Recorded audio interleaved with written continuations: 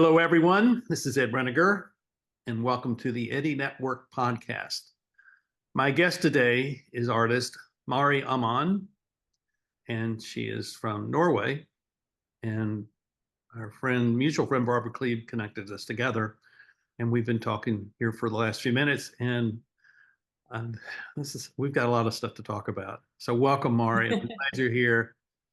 Tell us a little bit about your life as an artist, or what is it that draws you into the world of art that is kind of defines you as a person?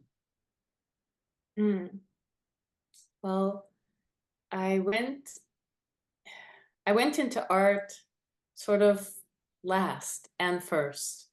So like most kids, I liked making stuff and studying the world around me. And I grew up in a rural environment, so I didn't have a lot of kids my age around me outside of, classroom hours. And I think my parents can probably remember more about my childhood than me, but my test scores showed that I was actually better in science than any of the humanities, but I just had some kind of feeling, probably because of my ancestry, the stories that my relatives told me, that I should do something good with my life, because why else was I here? And I didn't really know what good with my life would mean, except, like most people, go to school, get good grades, exercise, work hard, all these sort of Midwestern values. So I was actually raised in the Midwest, and I did all kinds of jobs, anything but art, because everybody says, if you're an artist, you'll be like this, and your life will be like this, and everything's going to be really hard. But life was tough anyway, so art was just always there, and I always really put a lot into it when I wasn't at my normal day jobs. And then at a certain point, art was all that was left. So I poured more into it for a little while, and I'm in a not a burnout perhaps, but a pause where I'm sort of waiting for a lot of research that I've been doing to sort of align with what people, because the hardest part of art has been the current art world today, which aligns with a particular sort of constructed set of values where there's, and it's constructed, it's a sort of constructed ideological war. And I'm not particularly interested in fighting. I mean, we've all found ourselves in fights sometimes, but I, again, thought art was really the thing that I always turned to help me understand what was going on when I couldn't figure out what was happening. So I think art for me is really probably what could save the world. It's a humanitarian. I can't do it alone, but it's, I think some of my favorite people have, aside from engineers and architects and social science people, have been artists. Well, And I want you to know something, because a couple of months ago, I had this sense about the podcast that I'd had a lot of people who were coaches, they were writers, they were business people, they were polymaths, they were scientists, they were smart, really smart people, all smart people, but I didn't have many artists. And I had this feeling, this notion that the future will be, I don't want to use the word saved, but created by artists. And the artist will become more important because AI is going to squeeze out so many of the people from organizations, so that all we have left is our creativity. So that's why you're here, is because you're not representing all artists, but you represent your own art, and I think it's really important. And so I'm curious as to how you see art having a role to play in society today and in the future, if that's not too big a question. no, I think you already kind of said my answer in a way that I've been concerned about AI for a long time, and I can see certain aspects of the fact of being a person that is similar to artificial intelligence. And there are certain types of internal skills, you could call it intuition or um, sixth sense or other things that we could compare to being pattern recognition. But Hmm. I think most people I've talked to, even recently, we're starting to notice that we're outsourcing our skills. So uh, people who, whether they're doing art professionally or doing it for the sake of their connection to life or the divine or whatever they feel to describe that as, they have a particular, I feel it as a felt sense of humanity that is more intelligent than even computer intelligence. So we're sort of trying to build this tool that is helpful. And I'm, not against, I'm for a lot of technological tools. So it's a hard job to work with these subjects with technology because it will usually sound like I'm calling it evil or I'm against it. And I'm not, because of course, again, I come from a rural area and agriculture is the thing that's most helped by technology. So a lot of the issues that humanity will face will be helped by it. But in terms of our purpose for being, uh, I'm relieved already. This bubble of AI art and excitement about it has sort of already died down because it's useful again for rendering quickly, rendering concepts that would normally take a human being a long time to do. However, again, if we forget how to draw, we hurt ourselves. If we forget how to do math, we hurt ourselves. So art is this way of saving ourselves from our own creations as well. Yeah. Because I'm not particularly sure anybody's coming to save us. We do have, Oh, I agree. meteor, we have real risks that we face. So I I had this conversation with this friend of mine. He's so into AI, and he's every time we talk to each other every week, and he's always talking about AI, and he was telling our group about um, one of his queries, and he came and had all these different people that came up, and I said, you realize that what you were able to do in about 10 minutes took me 30 years to do. yeah. But all of mine was done in a context that you don't have.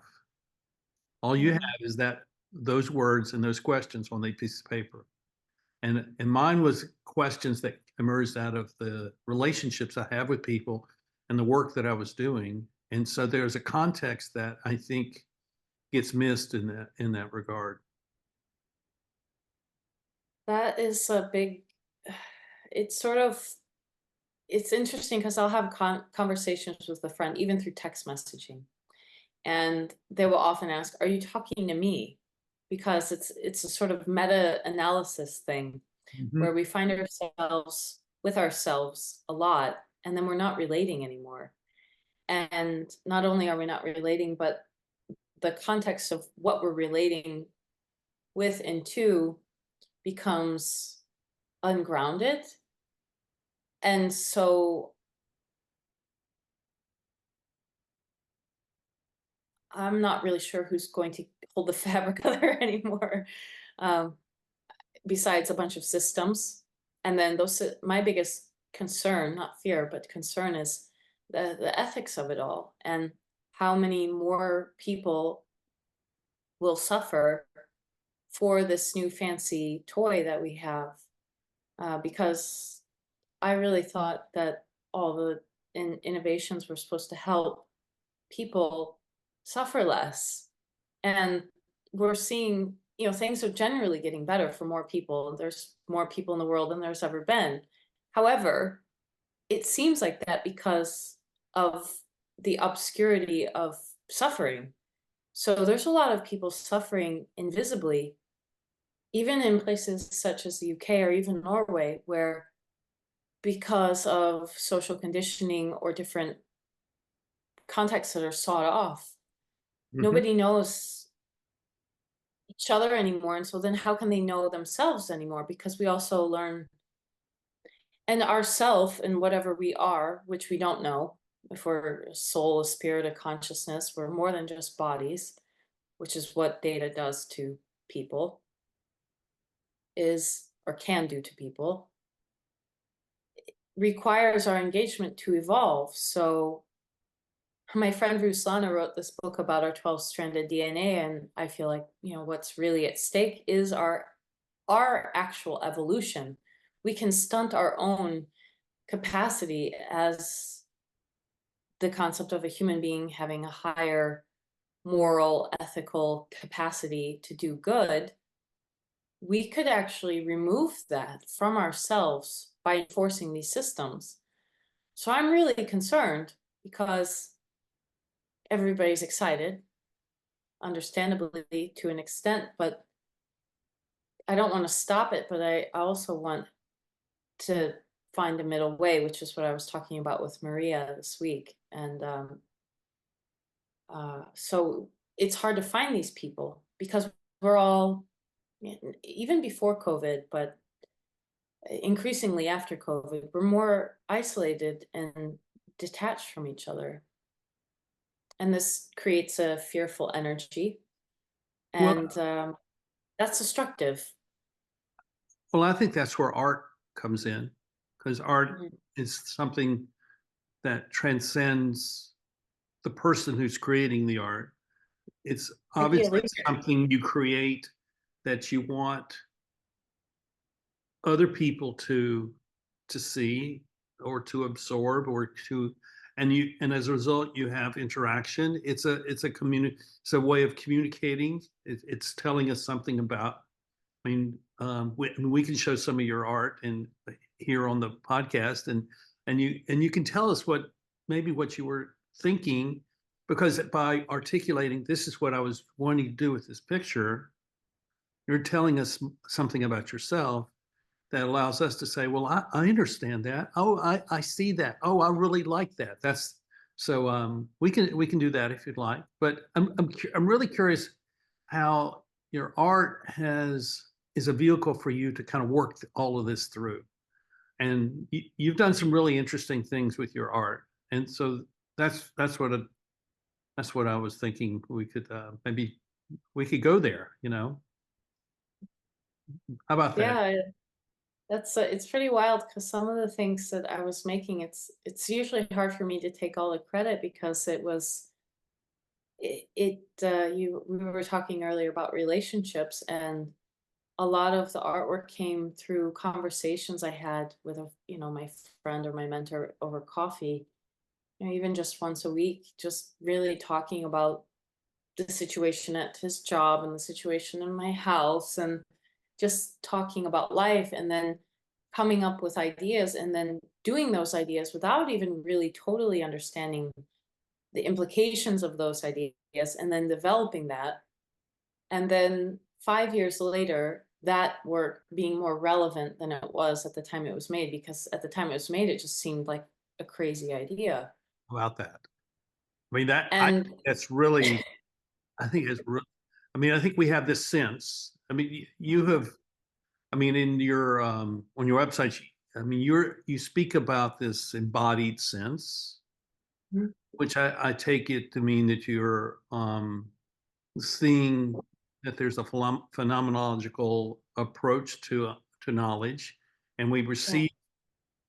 I mean, the way I would describe it is we become conscious of the world because of the signals we're receiving from the world, from the floor that I'm standing on, or the plate of food that I'm eating, or the walking around my neighborhood. All of those are giving us signals that's telling us yes, something about the world, and and art is an expression of what we're trying to make sense of. That's the way I view it. So yes, can we show well something? said.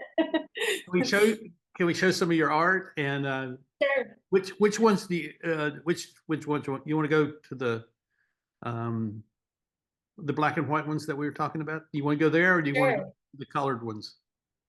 Well, there's a bit of color in there as well, but that series is, yeah, we can start there because it's Okay. that's probably that's the most personally challenging series I have. Okay. But you probably wouldn't see that from looking at it because it looks like a bunch of beautiful landscape pictures. So I'm gonna let you share this screen with me. Mm, So if you want to, mm. kind of take us through that, because I am really interested in when an artist talks about what they've created, because then I see things that I would never have seen otherwise. Because it's no longer just my interpretation. It's something we share together. So Sure. what do you think? Well, you talked right on what these are, how I entered into doing this series, which was after grad school, which is a very critical theory, postmodern training. Uh-huh. And most contemporary art you see in a museum will be the education that I received. So Uh-huh. doing these felt taboo because I was going into, not, we call it nature, but most of these photographs came from manicured nature. Um, so this tree, for example, is on my walk in a place called Frognerbakken. And this tree doesn't look like that, though, of course, anymore. So I was really on the lookout for this felt sense of things and trying to understand the way other people saw the world. And at the same time, so I was experimenting with how other people might see the world, and then me also looking for quite simply things that I thought were very interesting or beautiful, Mm-hmm. and wondering how it got to be like that because the world exists whether or not I do. This is one of my fundamental beliefs. Um, so if I studied the world, maybe it could teach me something about how to create something that lived, for example, and endured, because a lot of art these days is sort of what we call idea art. And if it's purely an idea, people kind of go, okay, I got it. And maybe it sticks in the back of their head for a while, but a lot of it doesn't. And people, I heard people complain about it a lot, myself included. So Sure. I think that negative and positive feedback are both important. So I just did a lot of black and white because it was cheaper. I just worked with what I had to do, and then you And can develop your own film in the bathroom. you're So, using film. You're not. This is not a digital rendering. This is analog. well, these are, yeah, of course, they're scanned digitally, and but it was a rangefinder camera, so that was a new tool for me as well because you look at a frame, but what is exposed on the film is different than a single reflex camera. And I went into the psychology of single reflex camera as a, because the camera is it's a mechanical object. So I thought about the psychology of what it took into the engineering of that tool, sort of not sort of, but before I did this series anyway, because, and so I developed this love for this rangefinder camera because it seemed like it had the capacity to record an I that was separate from me. So I could sort of not be involved in it as much. I was trying to this is a bad idea in Western culture to unself yourself, to try to be identityless, but I wondered what it would feel like to simply observe the forms.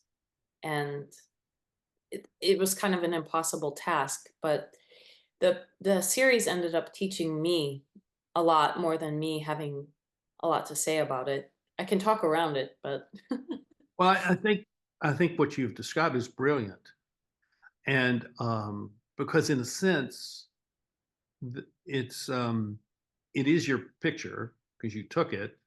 But in another sense, you're you're capturing something that's distinct from you. That's not you.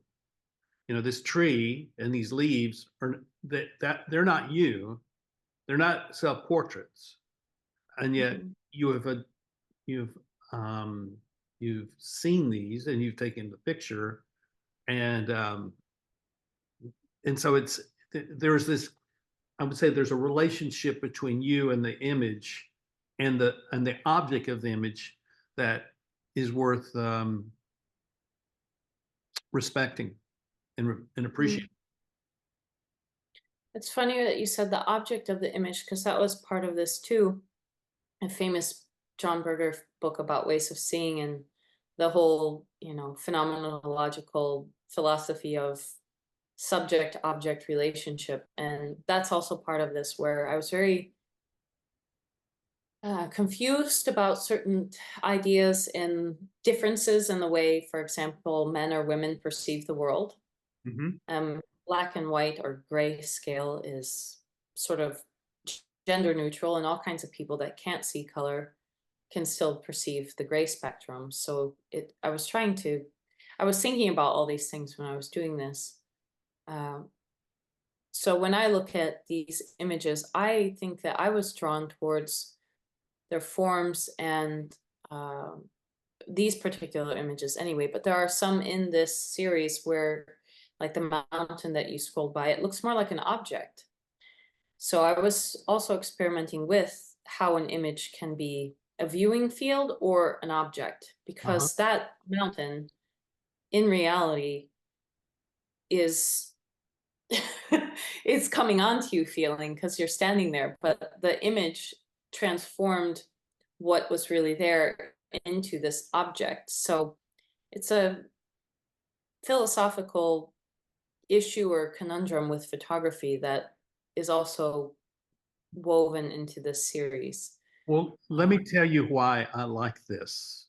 I like it very, very much because to me, it is a representation of what Johanny Paulusma talks about in his book, The Eye of the Skin. And he makes the point that sight is the least dependable sense. Yes, And yes, touch is the most. And what I see here is all this that I would like to touch. I see the texture of these leaves, and I'm just fascinated how different each set of those leaves are. And I'm seeing texture there. I'm not seeing leaves. I'm seeing texture, and then this gnarly tree stump, man. And you just want to go touch it, and I don't know, hug it is not the right word, but you want to yeah, be connected to it. yes. I love that you said that so much, because when I made these images, I felt touched by what was around me. And I also had the same desire to become it. And of course, that's impossible because I have skin. And there's Yeah. some other pictures where I think I was sort of trying to put a seashell into my skin, because I feel that there was this desire to understand nature or become part of nature again, and to which I didn't even know what that meant. And I had a friend also saying, but everything's nature, including the buildings, because of course all the materials of our environment came from nature, including Uh-huh. our phones. Uh-huh. Sure. But those constructed things come, they'll labor and commodity and trade, versus these types of images are more direct to what you say, touch. And the feeling of being in touch with reality is something that I was very fixated on, because this whole question of what is reality and the deeper sense of it, like we were talking before we started this talk about this embodied information that comes to us. We pick up signals from our environment. Maybe we dream about it. Maybe we uh, come up with new ideas based on it. But it is a contact that we have all the time. But people forget about that contact. So if I could make images that help people reconnect their contact, or help them remember that they have it, then they themselves may also remember some kind of agency that they have to their relationship to what they're seeing. Because I think a lot of people, when I speak to them, they see stuff going on, but are either afraid to do anything about it or afraid to speak anything about it. And then, of course, one of the good parts of artwork is that it gets people talking. I don't have to have a singular point with what something I'm creating, but it can stir different conversations for people. The things that you just raised, I mean, is incredible. I also learn because it's part of the feeling that I was putting into there and the desire that I had to make these, but I would have no idea that that would work also. So we're in a process together, you and me and all viewers and people. So Well, if I may characterize it this way, this is reality, and reality is a context of relationships. So it's not Mhm. just the human relationships between two human beings; it's the relationship we have with nature and these things, and it's never the same thing. I mean, if Mhm. I may be wrong, correct me if I'm wrong, but this tree stump, it looks like it was a cloudy day when you took it because there's sharp edges of shadow and light there. Am I right? Yeah, I mean, it's usually cloudy in Oslo. Okay.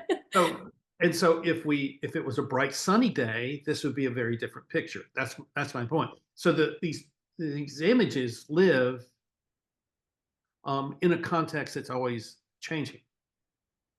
Yeah, yeah, and you can visit this tree and it's never like that again too. So this frozen information uh, is changing all the time, and I think that's the heavier part of the series is that there's a weightiness to them that could almost feel like grief because every moment's just flying past us all the time. And another thing that I would wanted to put in here was sort of lessons on love or lessons on um,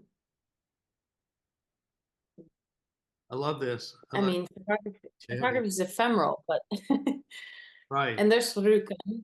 So each picture also has its own history that goes way back Is it to my is it great your great grandparents. history? Is it your history that the A little bit, not in particular, but because of Ellen Amman being, warning against the dangers of National Socialism and Norway being a site for World War II history, a and very, she's a relative yeah, of yours, right? yeah.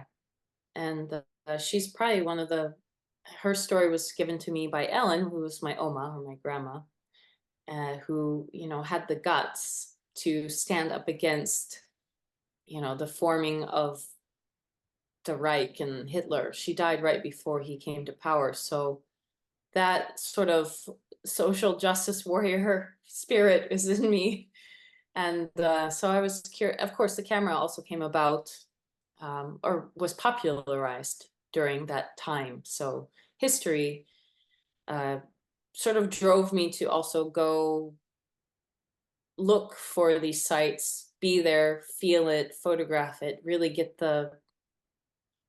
because everything else, if it's just in a book, which is valuable information, it's a different knowing than it is by being there. And What so town is village? ah, this is Rjukan in Telemark. So that's where the heavy water station is Mhm. at, or there's a museum now. And because, of course, someone driven by the idea that you must have heavy water to produce this technology, that singular focus ended up being his demise as well. So I thought it was interesting to see how things came out in the end. It's a small village and it's very dark. It's famous in Norway for being a place where the sun doesn't shine in the wintertime. So um, There, there, another, there was a what's that? famous film in the 1960s, of war film called The Heroes of Telemark. I remember it as a child watching it, and it's to see that this is where it was. The story was set is kind of cool. But yeah, Yeah. yeah. And that they did that in this place, uh, it's incredible the amount of courage they had. Because in the dark, people normally feel a little tired or confused more easily, but they were so crystal clear about what the right thing to do was. Hmm, Um, that's great. we need that today. Can we go to the Sublime timescapes and look at Sure, yeah, yeah. That's this? a totally different vibe. I know because I want you to talk about color. Mm. I don't know if this is the one, which of these that you would, this is the most, to me, the most magical of all of them. But can you talk about how color, it's not like those other pictures. This is totally different. And so tell us a little bit about this. Sure. So with picking up with being there and how to get to know what nature is really on a felt sense, not just a book study or even chemistry sense, because, it's very valid to take a water sample, but I had this curiosity if it was possible, sort of in a mythical, esoteric, maybe kind of way, if water had these sort of powers to communicate to us, if we could hear it and sort of cognate the message that nature wants to give us without a word. So using a camera and my body, I basically did this hiking tour. Very not a hike; it's a walking tour. Uh, every sort of morning and night for sure along the Selva, which is a little stream more than a river, although Selva means a river. And so I wanted to get to know the water. And then one day I went down to meditate by the water. And again, with trying to remove myself and just photograph what was there, I used the film, and it's Kodak Gold film. So it has a color impression that for certain generations of people will have nostalgia, or there'll be a memory. Mhm. I wanted to activate a certain memory part of people who view it. You've done that with me. Yeah, because we remember what Kodak Gold is. So I think there's still Kodak out there sold Portra and other things, but newer generations don't have the history with it. And we can pass it on to them. So I chose all these very strange decisions for all these reasons, but this image scared me when I got it back because for a few reasons. I thought it would be impossible to make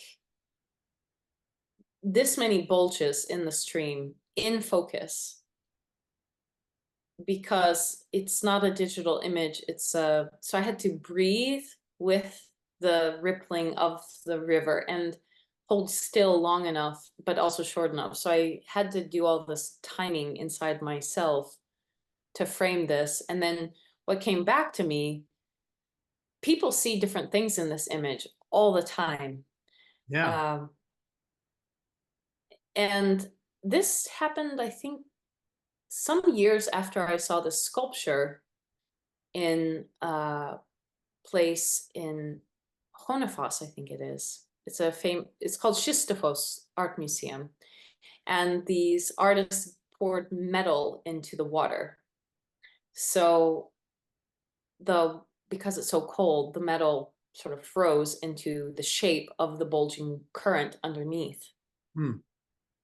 Wow. And when I saw that sculpture, I thought, wow, that's cool because a sculpture is an object, but a photograph isn't an object, although some people relate to images as objects.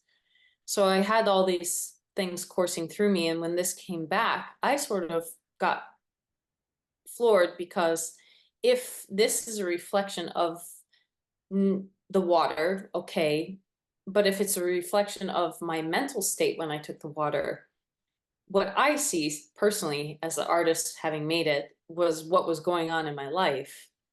And that was a really scary time.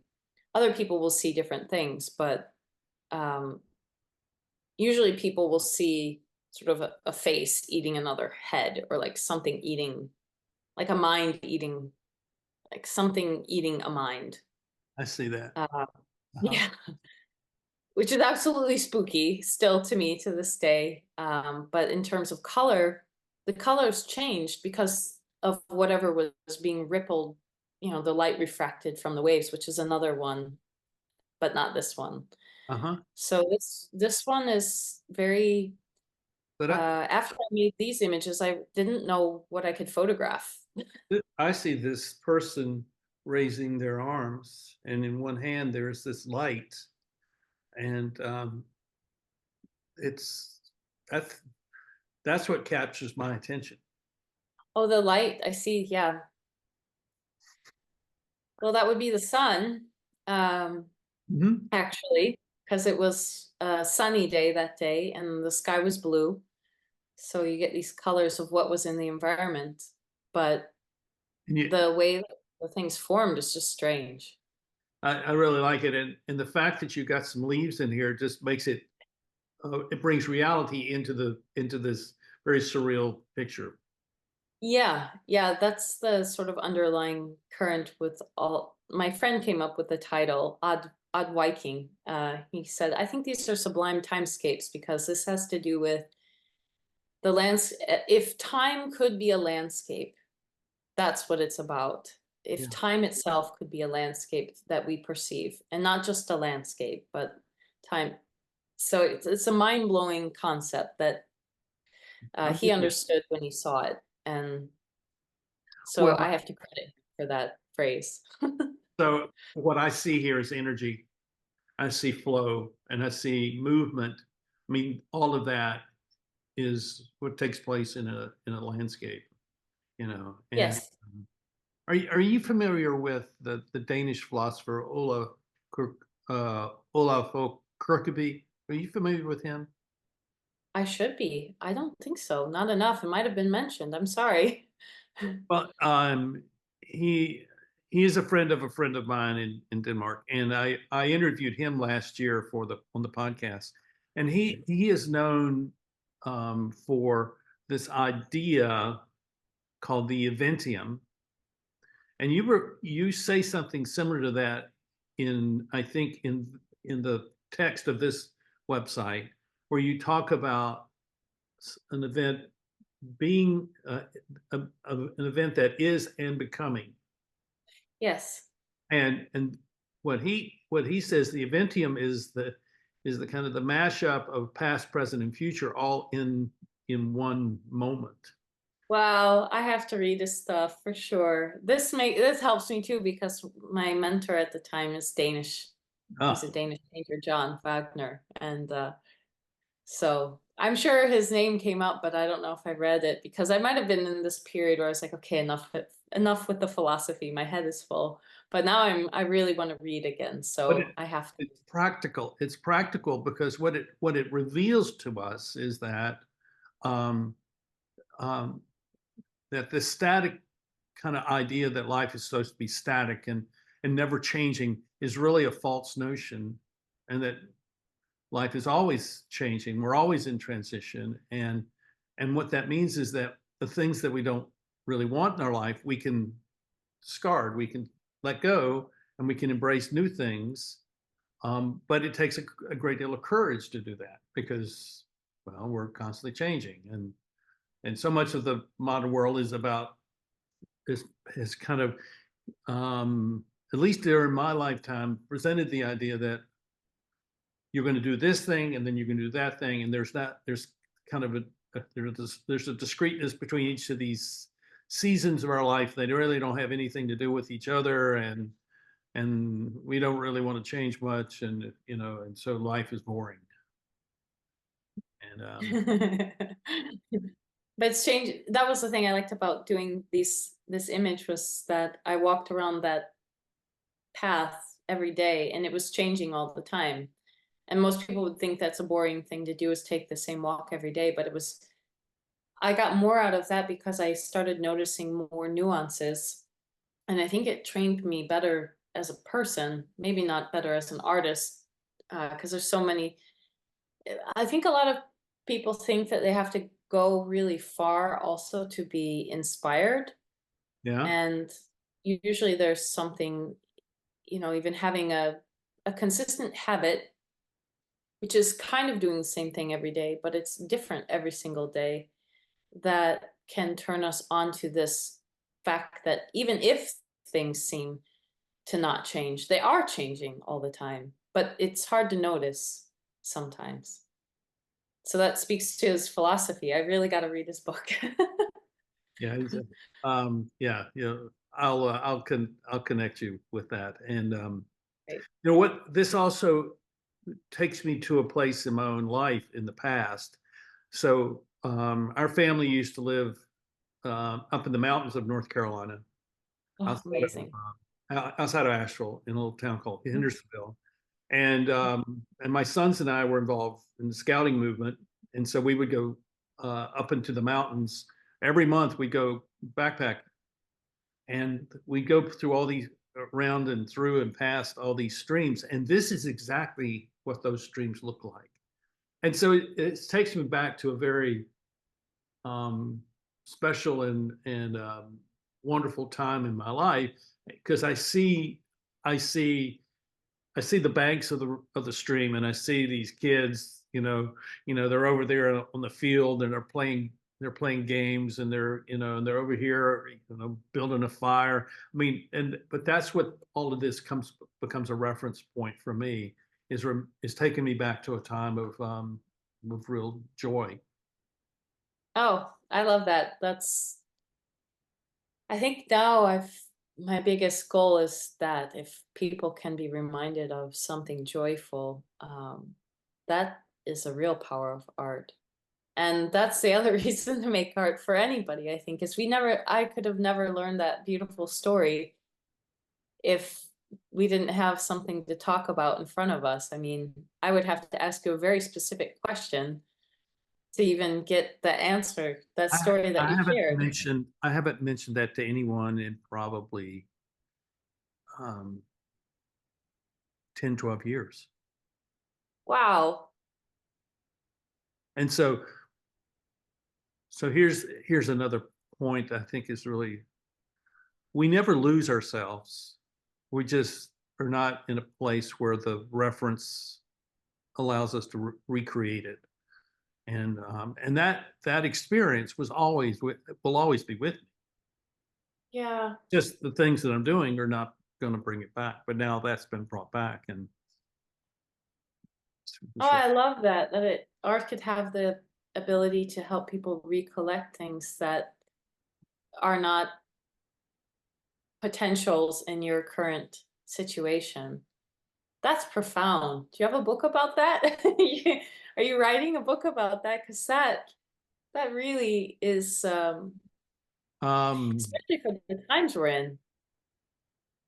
thank you, thank you. I don't know what I just said.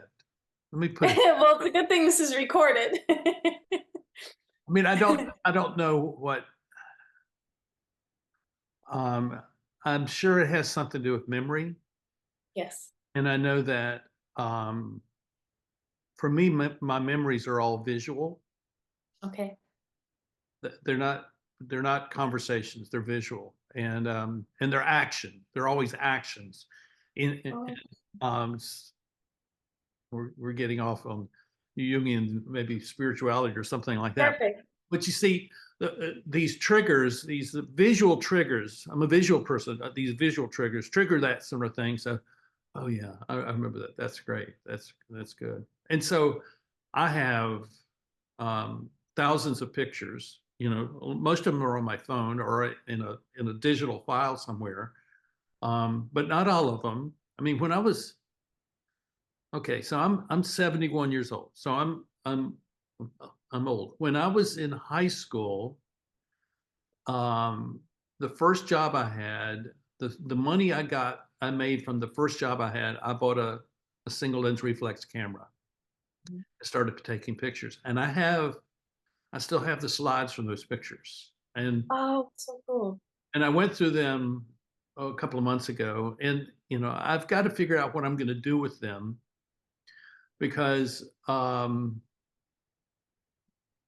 they have the same effect that looking at your picture had on me, because I remember who I was, and I see who I am today, and I see the consistency, the continuity over time. And I'm not sure people find that, but I think it's and the other day yesterday I was going through a box.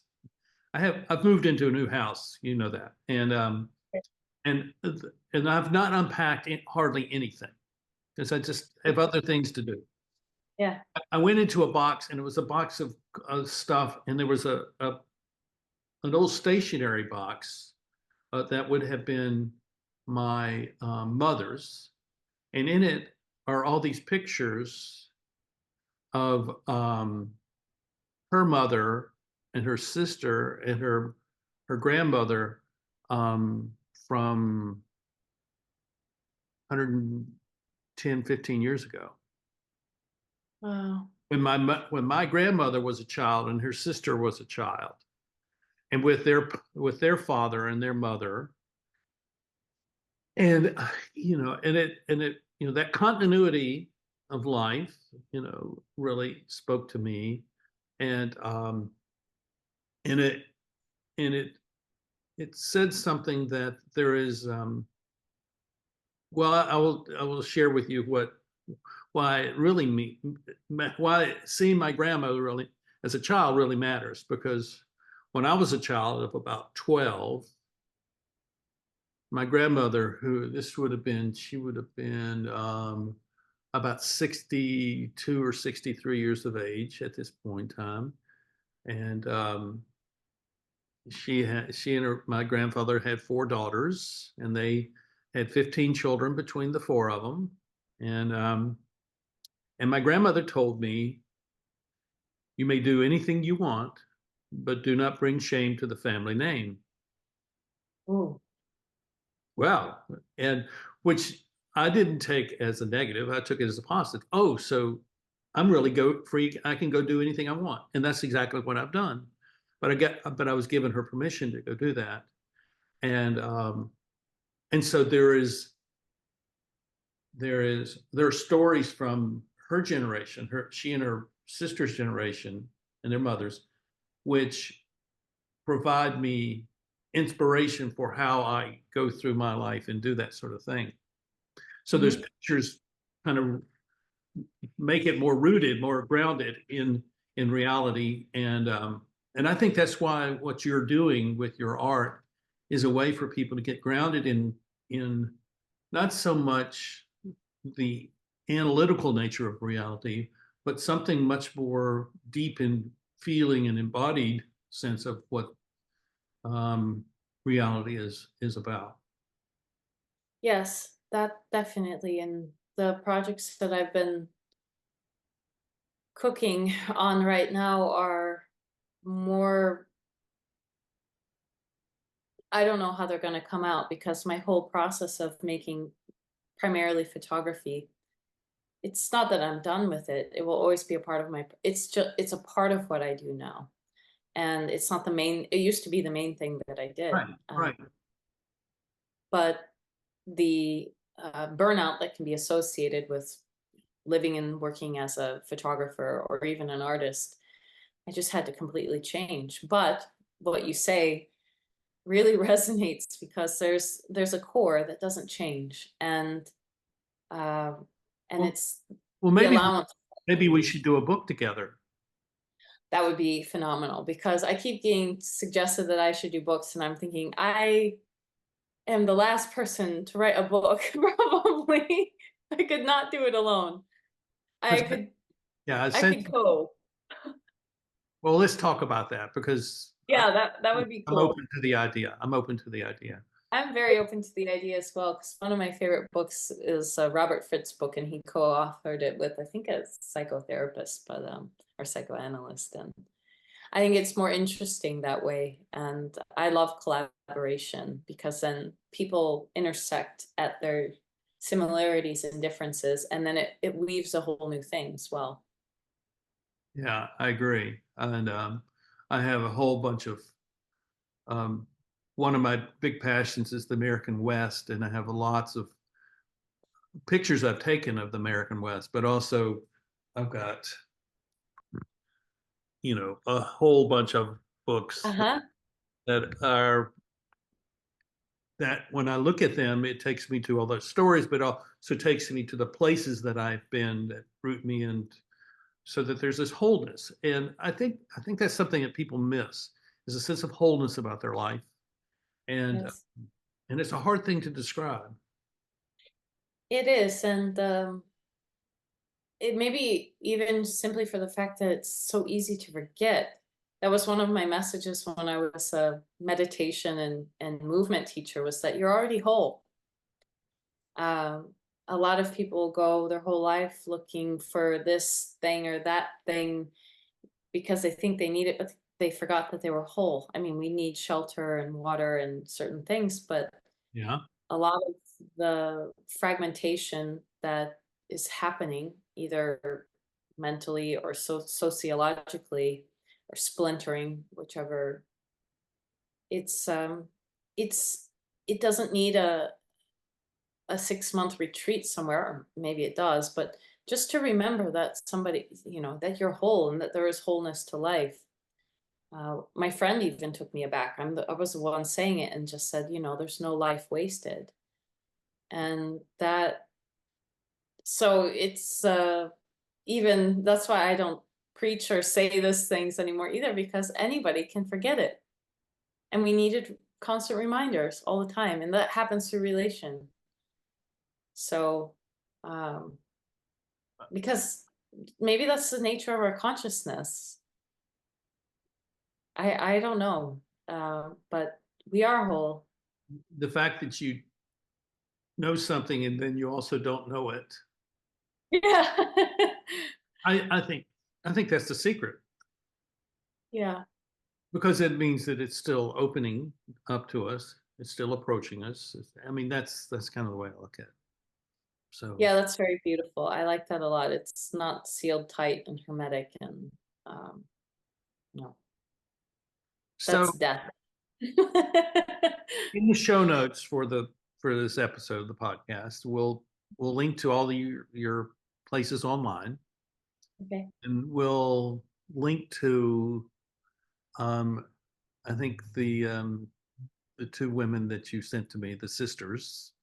We'll link to their Wikipedia sites, which I love that. See that you say that when you sent me that the other day, that just see that took me to my grandmother and Cool. her sister. Now so let me just tell you this. So it's worth so my grandmother was born in 1902, her sister in 1904. My grandmother was the matriarch of the family, very conservative, very matriarchal, loved her children, loved her grandchildren, but it was she ran this. So sister, on the other hand, was the bohemian. When she was 20, she left and went to Paris Uh-huh. to become a painter. Right. And she studied painting for a couple of years, and then she decided to study anthropology. Perfect. And she had married an older man early on, and he was a painter. And then that marriage ended, and then a couple of years later, she married another guy. She was still in Paris, and then spent the entire 1930s in Bali doing anthropological research. And so we had have the matriarch, and we have No kidding. the wild person, and so she divorced that guy, but he was a musician, a composer, and he Mm. became known for bringing the Balinese gamelan music to the West, and but they didn't their marriage didn't last, and she came home and then married a scholar at Columbia University, and they they were married through the end of their life in the late 60s. And it's that sort of life where you say, I'm going to just go wherever the day is going to take me is difficult to do. But that I channeled my great aunt in what I've done, so that I keep doing new things and I have the sense that you do the same thing, that that kind of freedom to kind of continue to experiment and to do new things. Am I right about that? Yeah, it's funny because I haven't sorted out which one I'm stronger in, because that conservative part, to stay put and fight for something and hold the ground and sort of reign over, versus go and explore. I would say I hold the conservative values or virtues very dear, because I think primarily they make me feel good. If I do something bad or wrong, I feel off. Mm-hmm. But the desire to explore and find out new things, I mean, the primary reason that I ended up in Norway is because I fell in love, and it was not in the plan. And then I ended up exploring the other places I've been because I got invited for a residency, which helped me figure out other stuff. So I think that explorer part of me will always be there no matter what. And so I preserve that probably even more than the other one. I mean, because to just stay in one spot, it's really, it's a job. And sometimes you Yeah. know how it's just, it's a process of living that, which energy is more strong. And I've often wondered if it's genetics or what it is, but the explorer in me is absolutely very strong. And I'm very afraid of new things, and I take a long time to take decisions. Um, so for that, I usually travel in, I feel, a pretty secure way, a pretty privileged way. I am not as adventurous maybe as your relative, for example, because I've never known that either. I have one of my dear friends, Stephanie. She is much more the bohemian than me, and she inspires me so much. I always joke that she was the real artist of us, and I should tell you that too, but she's absolutely delightful. Maybe I need to interview her too. Oh, I would, if she will. She's also very private, so I would hope that she would, because I think a lot of people would get a lot out of hearing her speak. I know I have. 20 some years we've been friends, so Oh, that's magnificent. Okay, yeah. one last question for you. As you look to the future, what is it that you have hope for? Mm. Well, I do have a hope for a home, Mm, and hope for this. It's not hope. I have more knowing about it a little bit now, because it was one of my childhood dreams to partner up with an architect or another creative person, and that we would sort of become co-creators, best friends, but mhm. romance as well, and that we would, create together as man and woman. So that's been my little girl dream, that I feel that, God willing, will be blooming soon. That's my That's a big great looking dream. ahead. Yeah. Well, I hope your dream comes true. That's Thank you.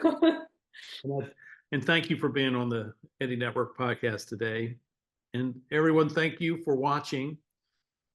If there's a lesson here, it is to continue to learn and to grow and to experience things and to immerse yourself in the things that are surrounding you, so that you may discover things about yourself that have been hidden or been um, sort of kept from being released.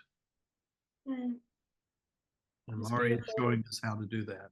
So it's been great. Thank you very much. Thank you. And we'll see you next time here on the Eddie Network podcast. Thank you again. Bye bye.